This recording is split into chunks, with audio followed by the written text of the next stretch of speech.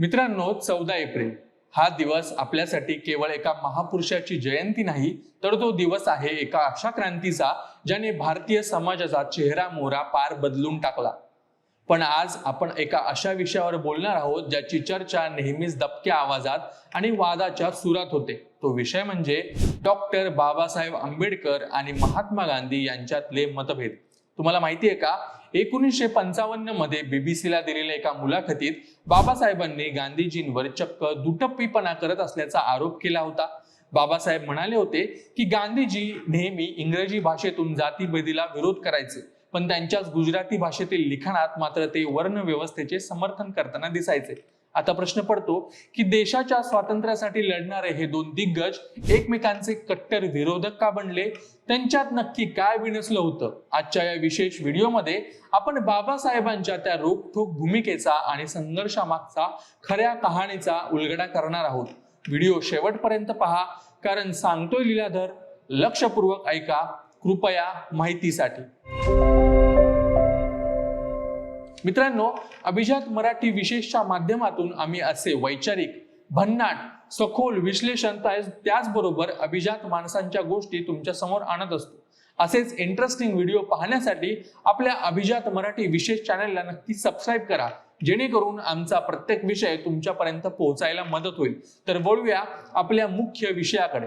बाबासाहेबांनी गांधीजींना केवळ एक महात्मा म्हणून नाही, तर एक राजकीय नेता आणि माणूस म्हणून अंतर्बाह्य पाहिलं होतं। ते म्हणायचे की जगाला गांधीजींचे केवळ तेच रूप दिसलं जे ते हरिजन किंवा यंग इंडिया या इंग्रजी पत्रातून मांडलं, पण बाबासाहेबांनी त्यांच्या नवजीवन या गुजराती पत्राचा संदर्भ दिला। बाबासाहेबांचा आरोप होता की गांधीजी पाश्चात्य जगाला दाखवण्यासाठी लोकशाही आणि समतेच्या गप्पा मारायचे, पण स्थानिक भाषेत मात्र ते जुन्या प्रतिगामी विचारांची पाठराखण करायचे। बाबासाहेबांच्या मते गांधीजींना अस्पृश्यता नष्ट करायची होती, पण चातुर्य वर्ण व्यवस्था मात्र तशीच ठेवायची होती।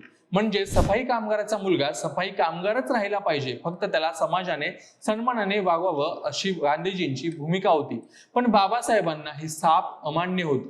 त्यांना हवं होतं ते पूर्ण परिवर्तन।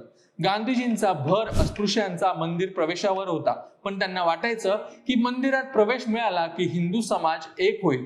पण बाबासाहेबांनी यावर खूप प्रॅक्टिकल प्रश्न उपस्थित केले होते। ते म्हणाले की मंदिरात गेल्याने अस्पृश्यांच्या आयुष्यात नक्की काय बदल होणार आहे? त्यांचा मुद्दा असा होता की रेल्वेत एकत्र प्रवास केल्यावर लोक विटाळ मारत नाहीत, कारण तिथे गत्यंतर नसतं, पण रेल्वेतून खाली उतरल्यावर तोच माणूस पुन्हा आपल्या जुन्या भूमिकेत जातो। म्हणूनच बाबासाहेबांनी मंदिर प्रवेशापेक्षा नोकऱ्यांमध्ये उच्च पदांची मागणी केली। ते म्हणायचे की जोपर्यंत आमची माणसं सत्तेच्या प्रवाहात असणार नाहीत, तोपर्यंत आमच्या लोकांच्या हिताचं रक्षण होणार नाही। गांधीजी मात्र या राजकीय अधिकारांच्या पूर्णपणे विरोधात होते। 1931 ची गोलमेज परिषद हा या वादाचा सर्वात मोठा टप्पा होता। तिथे बाबासाहेबांनी दलितांसाठी विभक्त मतदारसंघाची मागणी केली। म्हणजे काय, तर दलित उमेदवार निवडण्याचा अधिकार फक्त दलितांनाच असावा। गांधीजींनी याला कडकडून विरोध केला। गांधीजींचे म्हणणे होते की यामुळे हिंदू समाज कायमचाच दुभंगला जाईल। गांधीजींनी तर असंही म्हटलं होतं की जर दलितांचं सार्वमत घेतलं तर त्यांना मीच त्यांचा खरा प्रतिनिधी वाटेल। या विधानाने बाबासाहेबांची अस्मिता दुखावली गेली। हा संघर्ष इतका विकोपाला गेला की पुढे गांधीजींनी उपोषण केलं आणि अखेर येरवडा करार झाला। पण बाबासाहेबांच्या मनात या घटनेची जखम कायम राहिली। त्यांना वाटलं की गांधीजींनी नैतिक दबाव टाकून दलितांचे राजकीय हक्क हिरावून घेतले। याच मुलाखतीत बाबासाहेबांनी ब्रिटिशांनी भारत सोडण्यामागील एक धक्कादायक विश्लेषण केलं होतं। आपल्याला वाटतं की केवळ अहिंसक आंदोलनामुळे ब्रिटिश गेले, पण बाबासाहेबांनी 3 वेगळं कारण सांगितली। पसरलेलं पहिलं कारण होतं नेताजी सुभाषचंद्र बोस। बाबासाहेबांच्या मते जोपर्यंत भारतीय सैनिक ब्रिटिशांशी एकनिष्ठ होते, तोपर्यंत त्यांचं राज्य सुरक्षित होतं। पण आझाद हिंद सेनेमुळे भारतीय सैनिकांची निष्ठा बदलली आहे, हे ब्रिटिशांच्या लक्षात आलं। दुसरं कारण म्हणजे दुसऱ्या महायुद्धानंतर ब्रिटिश सैनिक थकले होते, त्यांना घरी परतायचं होतं. आणि तिसरं आर्थिक कारण म्हणजे भारताकडून मिळणारा व्यापार आता तोट्याचा ठरू लागला होता. या 3 कारणामुळे ब्रिटिशांनी अचानक स्वातंत्र्य देण्याचा निर्णय घेतला असं बाबासाहेब मानत होते. बाबासाहेबांनी गांधीजींच्या धोरणावर रानडे, गांधी आणि जिना या भाषणात आणि त्यांच्या पुस्तकातून कडाडून टीका केली. गांधीजींनी बाबासाहेबांबद्दल अनेकदा कठोर शब्द वापरले होते, पण ही टीका कशासाठी होती तर ती होती विचारांसाठी. बाबासाहेबांनी बहिष्कृत भारत मध्ये अनेकदा गांधीजींचा उल्लेख महात्मा असा केला आहे. इतकंच नाही तर सत्याग्रहाची संकल्पना आपण गांधीजींकडून घेतली आहे असंही त्यांनी मान्य केलं होतं. याचा अर्थ असा की एखाद्याच्या पद्धतीवर तुमचा आक्षेप असू शकतो, पण त्यांच्या कार्याबद्दल तुमचा आदर असू शकतो. गांधीजी सुरुवातीला चातुर्वर्ण्य मानणारे सनातनी विचारांचे होते, पण बाबासाहेबांच्या आक्रमक संघर्षामुळे गांधीजींना स्वतःचे विचार बदलावे लागले. आयुष्याच्या शेवटच्या टप्प्यावर गांधीजी म्हणाले होते की मी फक्त आंतरजातीय विवाहांना उपस्थित राहीन. हा बदल बाबासाहेबांच्या प्रखर मांडणीचा विजय होता.